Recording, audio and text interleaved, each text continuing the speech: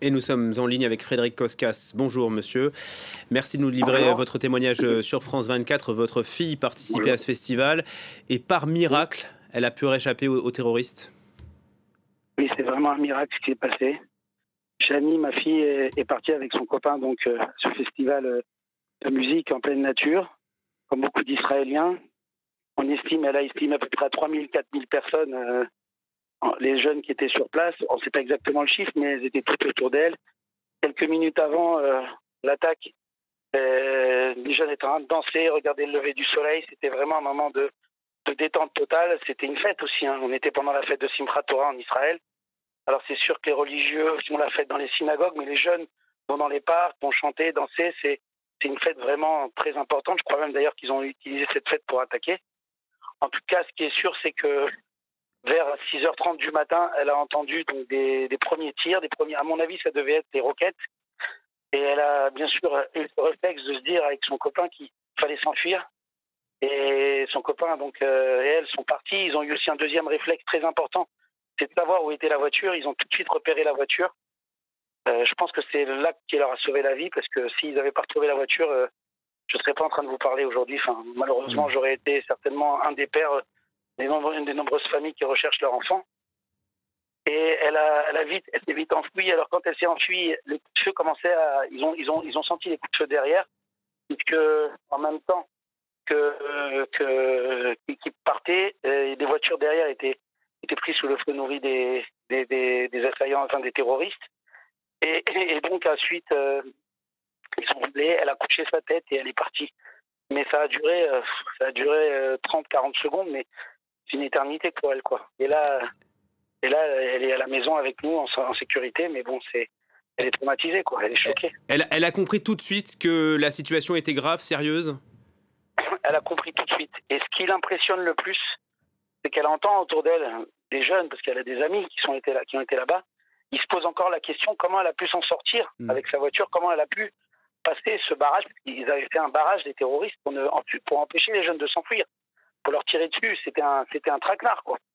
Et comment ils ont fait? D'ailleurs, elle me disait que elle est partie, la route était libre. Elle se demande comment elle a pu sortir sans encombre. C'est ça, elle est presque un sentiment de miracle, quoi. Elle s'est dit c'est pas possible. Jusqu'à maintenant, elle se pose la question. Comment j'ai pu m'en sortir? Comment? C'est sa question qu'elle se pose. Vous nous dites que c'est un miracle. Vous nous dites que les hommes du Hamas ont tiré sur les voitures. Ça veut dire qu'ils ont tiré partout, sans faire de distinction. Oui. Leur but, quoi, c'était de faire un carnage. Ah bah oui, ils distinguaient pas les filles, les garçons, tout le monde. Elle m'a dit, d'ailleurs, lui, il a eu le temps de voir, elle a vu les premiers tirs sur les jeunes. Il distinguait personne. Pour eux, je veux pas dire, mais bon, comme on est tous israéliens, on est juifs, et donc il fallait nous tuer, quoi. Il fallait tuer tous les jeunes. Il y avait pas d'arrestation, il fallait les tuer. Alors demain, j'ai entendu qu'il y a eu des jeunes qui ont été enlevés, parce que le Hamas, à mon avis, cherche aussi à enlever des gens pour faire monnaie d'échange avec les prisonniers qui se trouvent dans les prisons israéliennes. Donc peut-être qu'ils ont reçu l'ordre aussi d'enlever des jeunes, parce qu'on m'a dit qu'il y avait beaucoup de jeunes qui ont été enlevés aussi. On a vu à la télé la petite Noah qui a été enlevée aussi. Donc peut-être que c'était leur objectif aussi d'enlever, mais ils ont tué. Il y a eu beaucoup de morts, et c'est très choquant. Vraiment, on est choqués ici par ça, parce que ils n'ont pas distingué personne, quoi. Ils ont tué tout le monde. Moi, je considère, à mon avis, comme je suis des informations, je considère que c'est un Bataclan numéro 2, quoi. C'est pareil. Elle a des amis qui n'ont pas pu fuir comme elle, ou des amis dont elle n'a plus trace. Elle était partie avec 2 copines, et les 2 copines n'ont pas pu fuir, mais elles se sont cachées dans les buissons. Elles ont eu aussi un peu de chance, parce que elles n'ont pas été attrapées par les terroristes, parce que les terroristes, vous savez, c'était un grand champ là-bas, c'est immense. Donc il y avait des endroits, il y avait des buissons, beaucoup de jeunes se sont cachés dans les buissons, il y en a même qui se sont cachés dans des sacs poubelles. Chaque endroit où ils pouvaient se cacher, se sont cachés. Et donc ils ont pu se cacher dans des buissons, et elles ont attendu l'arrivée des secours, mais ça a pris quand même pas mal de temps.